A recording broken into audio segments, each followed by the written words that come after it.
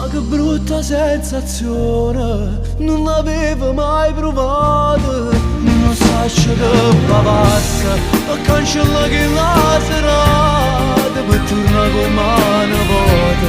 Ha stringuto in braccio a te, per pensare che la